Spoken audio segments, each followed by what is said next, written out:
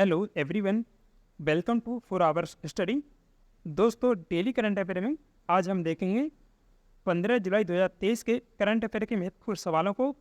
अगर आप किसी भी एग्जाम की तैयारी करते हैं तो ये वीडियो आपके लिए महत्वपूर्ण रहने वाला है, इसलिए पूरा वीडियो आप ध्यान से देखिएगा।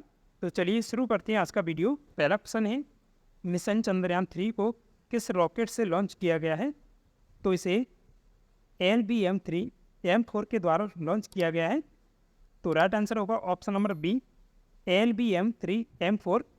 तो मिशन चंद्रयान 3 को किस रॉकेट से लॉन्च किया गया है? तो मिशन चंद्रयान 3 को LBM-3 M4 के द्वारा लॉन्च किया गया है। जो लॉन्च व्हीकल मार्क है, LBM का पूरा नाम है। चंद्रयान 3 पहले लॉन्च किए गए चंद्रयान 2 का फ्लॉप मिशन है। हालांकि इस बार इसमें अतिरिक्त सेंसर जोड़ा गया है। अब बात करते हैं मिशन चंद्रयान 2 की। तो मिशन चंद्रयान 2 को 22 जुलाई 2019 को लॉन्च किया गया था।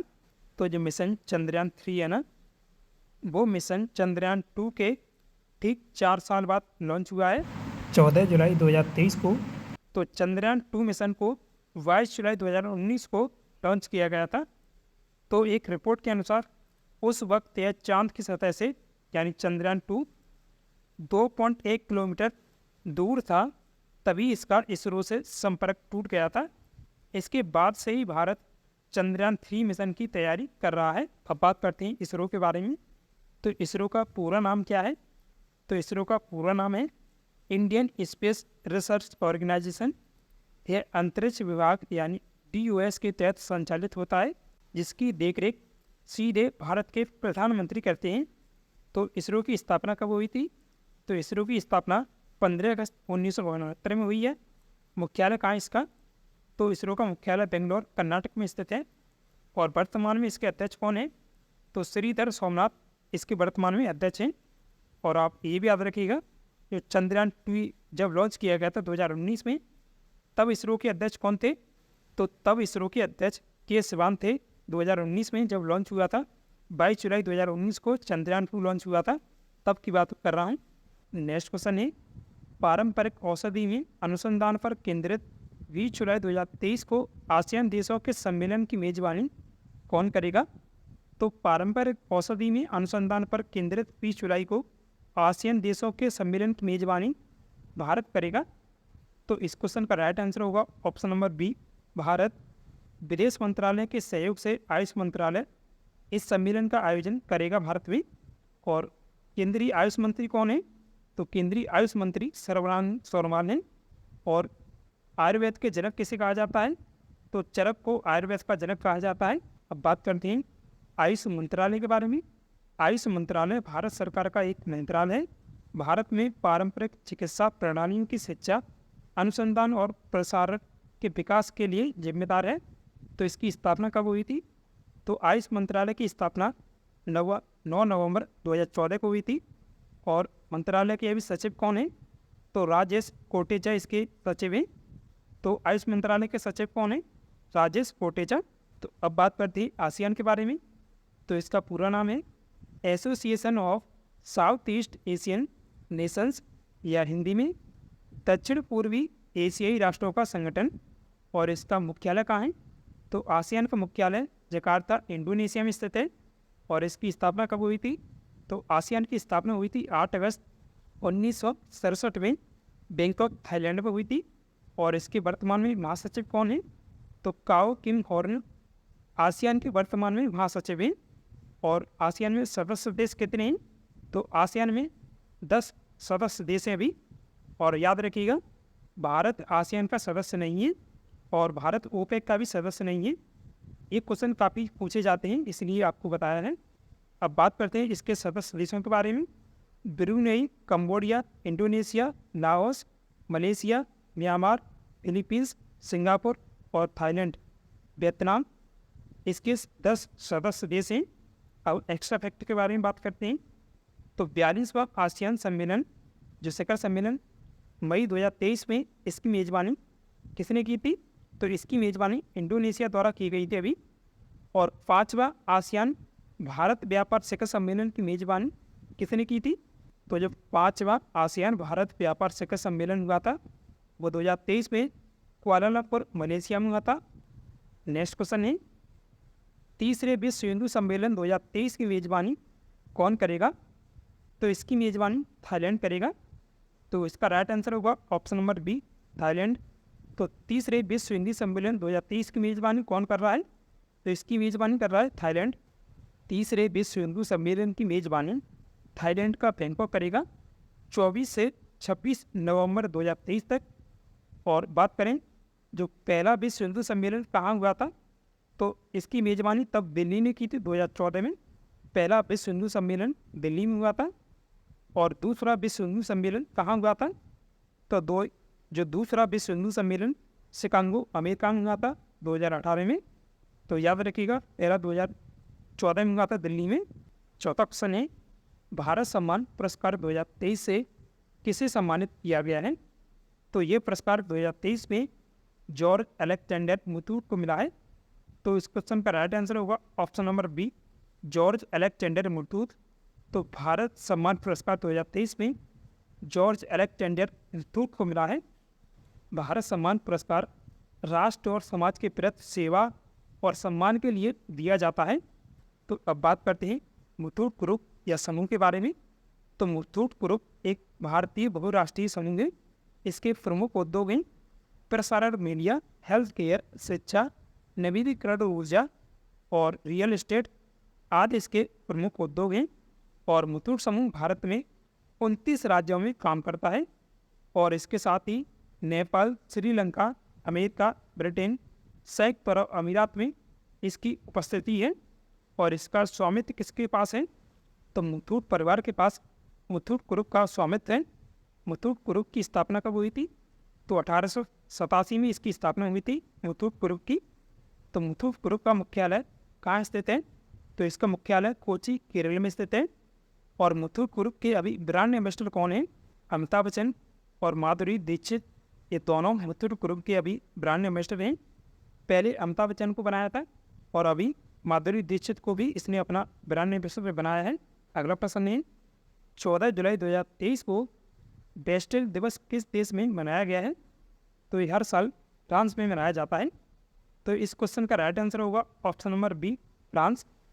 तो 14 जुलाई को बेस्टिल दिवस हर साल किस देश में मनाया जाता है? तो ये हर साल फ्रांस में मनाया जाता है। अब बात करते हैं बेस्टिल दिवस के बारे में। तो ये फ्रांस का राष्ट्रीय दिवस है। और इसमें अभी 2023 में मुख्य अतिथि कौन है? तो पीएम मोदी फ्रांस में जो इस राष्ट्रीय दिवस पर मुख्य अतिथि हैं। और फ्रांसीसी राष्ट्रीय दिवस 14 जुलाई 1789 को बेस्टिल पर हुए हमले वर्षगांठ है। इस दिन क्रांतिकारियों ने बेस्टिल जेल पर हमला किया था, जिसे उनके द्वारा राजशाही के दुरुपयोग की प्रतीक के रूप में देखा गया था। यह घटना आम लोगों के लिए सहानुभूति रखने वाले वित्त मंत्री जैक्सन नेकर के 11 जुलाई 1789 को बर्खास्त किए जाने के बाद घटित हुई थी। यह घटना फ्रांस में राजशाही के अंत की शुरुआत थी। अगले 5 महीने में क्रांतिकारियों द्वारा जेल को नष्ट कर दिया गया था। आज बेस्टिल की साइड पेरिस में एक बर्ग है जिसे प्लेस डे ला बेस्टिल कहा जाता है, जो इस घटना की याद दिलाता है। अब बात करते हैं फ्रांस के बारे में। तो फ्रांस की राजधानी क्या है? तो राजधानी इसकी पेरिस है। और मुद्रा क्या चलती है? मुद्रा फ्रांस की यूरो है। ये किस महाद्वीप पे स्थित है? तो फ्रांस यूरोप महाद्वीप पे स्थित है। और राष्ट्रपति कौन है इसके? फ्रांस के राष्ट्रपति अभी इमैनुअल मैक्रोन है। और प्रधानमंत्री कौन है फ्रांस के? तो फ्रांस के प्रधानमंत्री एलिजाबेथ बोर्न है। तो अब बात करते हैं जुलाई मंथ में मनाए गए इंपॉर्टेंट डे के बारे में। 1 जुलाई को राष्ट्रीय डाक कर्मचारी दिवस, जीएसटी दिवस, ये 2017 से मनाया जा रहा है, क्योंकि 1 जुलाई 2017 को भारत में जीएसटी लागू हुई थी। तो तब से ये दिवस जीएसटी दिवस मनाया जा रहा है भारत में। तो एसबीआई दिवस 1 जुलाई को, सीए यानी चार्टर्ड अकाउंटेंट्स डे, ये भी 1 जुलाई को, और डॉक्टर्स डे 1 जुलाई को मनाया जाता है। और 2 जुलाई को विश्व खेल पत्रकार दिवस, तो 2 जुलाई को विश्व खेल पत्रकार दिवस मनाया जाता है 1994 से। और यूएफओ दिवस यानी विश्व यूएफओ दिवस कब मनाया जाता है? तो ये भी 2 जुलाई को मनाया जाता है, ये 2001 से मनाया जा रहा है। तो अमेरिका का स्वतंत्रता दिवस कब मनाया जाता है? तो अमेरिका का स्वतंत्रता दिवस 4 जुलाई को होता है। ये हर साल मनाया जाता है 4 जुलाई को। तो 10 जुलाई को राष्ट्रीय मछली किसान दिवस मनाया जाता है। और 11 जुलाई को विश्व जनसंख्या दिवस 11 जुलाई को होता है। नेक्स्ट क्वेश्चन, 21वां भारतीय प्रबंधन संस्था यानी एम्स कहाँ स्थापित किया जाएगा? तो भारत में अब तक 20 एम्स थे और ये 21वां एम्स महाराष्ट्र के मुंबई में स्थापित किया जाएगा। तो इस क्वेश्चन का सही जवाब है option number C, Mumbai Maharashtra. तो 21वां भारतीय प्रबंधन संस्था यानी एम्स कहाँ स्थापित किया जाएगा? तो ये मुंबई महाराष्ट्र में स्थापित किया जाएगा, याद रखिएगा। अब बात करते हैं एम्स के बारे में। तो इसका पूरा नाम है इंडियन इंस्टीट्यूट ऑफ मैनेजमेंट या भारतीय प्रबंधन संस्था। भारतीय प्रबंधन संस्था भारत के लिए केंद्र द्वारा वित्त पोषित बिजनेस स्कूल है जो व्यवसाय प्रशासन के क्षेत्र में कुछ अतिरिक्त पाठ्यक्रम के साथ स्नातकोत्तर, डॉक्टरेट और कार्यकारी कार्यक्रमों की पेशकश करते हैं। एम्स की स्थापना भारत के योजना आयोग की सिफारिश के आधार पर भारत के पहले प्रधानमंत्री जवाहरलाल नेहरू द्वारा शुरू की गई थी और पहला एम्स यानी भारतीय प्रबंधन संस्था कोलकाता में स्थापित किया गया था, कोलकाता एम्स 1961 में। नेक्स्ट क्वेश्चन है, अंतर्राष्ट्रीय मैथ ओलंपियाड 2023 में भारत किस स्थान पर रहा है? तो भारत इसमें 9वें स्थान पर है। तो इस क्वेश्चन का राइट आंसर होगा ऑप्शन नंबर सी, 9वें स्थान पर है भारत अंतर्राष्ट्रीय मैथ ओलंपियाड 2023 में। तो भारत को कौन सा स्थान मिला है? तो भारत को इसमें 9वां स्थान मिला है। तो अब बात करते हैं अंतर्राष्ट्रीय गणितीय ओलंपियाड या अंतर्राष्ट्रीय मैथ ओलंपियाड के बारे में जो 2023 में हुई है। तो 2023 में इसका संस्करण कौन सा था ये? तो 2023 में इसका ये 64वां संस्करण था। इसका आयोजन हुआ है 2 से 13 जुलाई 2023 तक। तो मेजबानी किसने की थी? तो मेजबानी चिबा शहर जापान ने की थी। तो भारत का स्थान इसमें कौन सा है? 9वां। भारत ने इसमें कुल कितने पदक जीते हैं? तो भारत ने इसमें 7 पदक जीते हैं, जिसमें 2 स्वर्ण, 2 रजत और 3 कांस्य पदक हैं। अब देखते हैं अंतर्राष्ट्रीय गणितीय ओलंपियाड में 2023 में भारतीयों द्वारा जीते गए पदक। तो अतुल सतारवत ने स्वर्ण पदक जीता है और अर्जुन गुप्ता ने इन्होंने भी स्वर्ण पदक जीता है। तो ये 2 पदक इनको हुए स्वर्ण पदक। और आनंद भादुड़ी ने रजत पदक और सिद्धार्थ चोपड़ा ने इन्होंने भी रजत पदक जीता है। और बात करें आदित्य मंगूड़ी ने कांस्य पदक जीता है, वेंकट गणेश ने कांस्य पदक और अर्चित मनस ने इन्होंने कांस्य पदक जीता है। तो भारत ने इसमें 2 स्वर्ण, 2 रजत और 3 कांस्य सहित कुल 7 पदक जीते हैं अंतर्राष्ट्रीय गणितीय ओलंपियाड 2023 में। तो इसकी मेजबानी किसने की थी? जापान ने। अब बात करते हैं एक्स्ट्रा फैक्टर के बारे में। तो इसका फुल फॉर्म क्या है? यानी IMO का इंटरनेशनल मैथमेटिकल ओलंपियाड। यह पूर्व विश्वविद्यालय के छात्रों के लिए एक गणितीय ओलंपियाड है और अंतर्राष्ट्रीय विज्ञान ओलंपियाड में सबसे पुराना है। यह दुनिया की सबसे प्रतिष्ठित गणितीय प्रतियोगिता में से एक है। इस प्रतियोगिता का आयोजन हर साल होता है। जो इसका प्रारंभ कब हुआ है? तो इसका प्रारंभ हुआ था 1959 में। ये पहला जो चैंपियनशिप है रोमानिया में खेली गई थी। अब बात करते हैं जो 64वीं हुई है, इसकी मेज़बानी जापान ने की है। और जो 63वीं 2022 में हुई थी, उसकी मेज़बानी नॉर्वे ने की थी। और जो 65वीं होगी अगली 2024 में, क्योंकि हर साल इसका आयोजन होता है ना, तो 2024 में होगी अगली। तो इसकी मेज़बानी कौन करेगा? तो 2024 में अंतर्राष्ट्रीय गणितीय ओलंपियाड की मेज़बानी ब्रिटेन करेगा, जो 65वीं होगी। नेक्स्ट क्वेश्चन है राष्ट्रीय भारोत्तोलन चैंपियनशिप 2023 में भारत के स्वयं टोडकर ने कितने केजी बर्फ भार में स्वर्ण पदक जीता है? तो उन्होंने 61 केजी बर्फ भार में ये स्वर्ण पदक जीता है। तो राइट आंसर होगा ऑप्शन नंबर बी, 61 केजी बर्फ भार। तो सुमन टोडकर ने 61 केजी बर्फ भार में जो राष्ट्रीय भारोत्तोलन चैंपियनशिप हो रही है, इसमें स्वर्ण पदक जीता है 2023 में। अब बात करते हैं राष्ट्रीय भारोत्तोलन चैंपियनशिप 2023 के दूसरे दिन भारतीयों द्वारा जीते गए पदकों के बारे में। तो शुभम टोडकर ने स्वर्ण पदक जीता है पुरुषों में 61 केजी बर्फ भार में।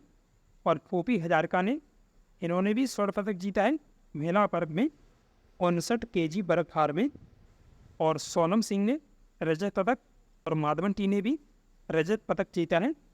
अब बात करते हैं राष्ट्रीय भारोत्तोलन चैंपियनशिप। तो पहले दिन इसमें ज्ञानेश्वरी यादव ने, ये भारतीय महिला हैं, छत्तीसगढ़ की निवासी, तो इन्होंने 49 kg बर्फ में ये स्वर्ण पदक जीता था। और इसकी मेज़बानी कौन कर रहा है? तो इसकी मेज़बानी कर रहा है भारत, जो ग्रेटर नोएडा में इसकी मेज़बानी आयोजन हो रहा है। ग्रेटर नोएडा उत्तर प्रदेश के गौतम बुद्ध नगर जिले में स्थित है। और जो राष्ट्रीय भारोत्तोलन चैंपियनशिप का प्रारंभ कब हुआ था? तो इसका प्रारंभ हुआ है 1980 में। अगला प्रश्न है, एशियाई एथलेटिक्स चैंपियनशिप की 100 मीटर बाधा दौड़ में स्वर्ण पदक जीतने वाली पहली भारतीय महिला एथलीट कौन बनी है? तो इसका राइट आंसर है ऑप्शन नंबर बी, ज्योति एराजी। तो एशियाई एथलेटिक्स चैंपियनशिप की 100 मीटर बाधा दौड़ में स्वर्ण पदक जीतने वाली पहली भारतीय महिला एथलीट कौन बनी है? तो ज्योति याराजी बनी है। अब बात करते हैं ज्योति याराजी के बारे में। तो वो कहाँ की निवासी हैं? तो भारत के आंध्र प्रदेश के विशाखापट्टनम की वे निवासी हैं। और इनका खेल कौन सा है? वे धावक हैं 100 मीटर बाधा दौड़ में। अब बात करते हैं एशियाई एथलेट चैंपियनशिप कहाँ हो रही है? तो इसका आयोजन बैंकॉक थाईलैंड में हो रहा है 12 से 16 जुलाई 2023 तक। और संस्करण कौन सा है 2023 में इसका? ये 25वां संस्करण है इसका। और हनुमान जी इसके शुभंकर बनाए गए हैं। तो शुभंकर कौन है इसके? तो हनुमान जी या बजरंगबली 2023 में इस प्रतियोगिता के जो शुभंकर बनाए गए हैं। और इस प्रतियोगिता का प्रारंभ कब हुआ था? तो इसका प्रारंभ हुआ था 1973 में। 10वां क्वेश्चन है, हाल ही में किस देश का लिटली हट ज्वालामुखी विस्फोटक हुआ है? तो आइसलैंड का ये ज्वालामुखी है लिटली हट। तो राइट आंसर होगा ऑप्शन नंबर बी, आइसलैंड। और आइसलैंड की राजधानी क्या है? तो आइसलैंड की राजधानी है रेक्जाविक। और मुद्रा क्या चलती है इसकी? तो मुद्रा इसकी क्रोना है आइसलैंड की। अगला 11वां क्वेश्चन है, यूरोपीय संसद ने भारत के किस राज्य से जुड़ा एक प्रस्ताव पारित किया है जिस पर भारत ने आपत्ति जताई है? तो जो भारत का मणिपुर है, इसमें अभी हिंसा हुई थी, तो इससे संबंधित ये प्रस्ताव इसने पारित किया है यूरोपीय संसद ने। तो इसका राइट आंसर है ऑप्शन नंबर सी, मणिपुर। तो मणिपुर से जुड़ा ये यूरोपीय संसद ने एक प्रस्ताव पारित किया है, याद रखिएगा। अब बात करते हैं मणिपुर के बारे में। तो मणिपुर की राजधानी क्या है? तो इम्फाल मणिपुर की राजधानी है। और जिलों की संख्या कितनी है? तो मणिपुर में जिले 16 हैं। और इसकी स्थापना कब हुई थी? तो स्थापना 1972 में हुई थी। राज्यपाल कौन है अभी? मणिपुर की राज्यपाल अनुसुईया उइके हैं। और मुख्यमंत्री कौन है? एन बीरेंद्र सिंह मणिपुर के मुख्यमंत्री हैं। और जो बीजेपी से हैं, तो मणिपुर में सरकार किसकी है अभी? तो मणिपुर में बीजेपी की सरकार है। तो दोस्तों आज के वीडियो में बस इतना ही। आपका आज का सवाल है, मीथेन से संचालित रॉकेट लॉन्च करने वाला दुनिया का पहला देश कौन बना है? तो इसका आंसर आप कमेंट में दीजिएगा। सो दोस्तों आशा करता हूँ आपको वीडियो पसंद आया होगा। वीडियो को लाइक कीजिएगा। साथ ही डेली करंट अफेयर के वीडियो पाने के लिए अपने 4 आवर्स स्टडी चैनल को सब्सक्राइब भी कर लीजिएगा। Thanks for watching this video. जय हिंद, जय भारत।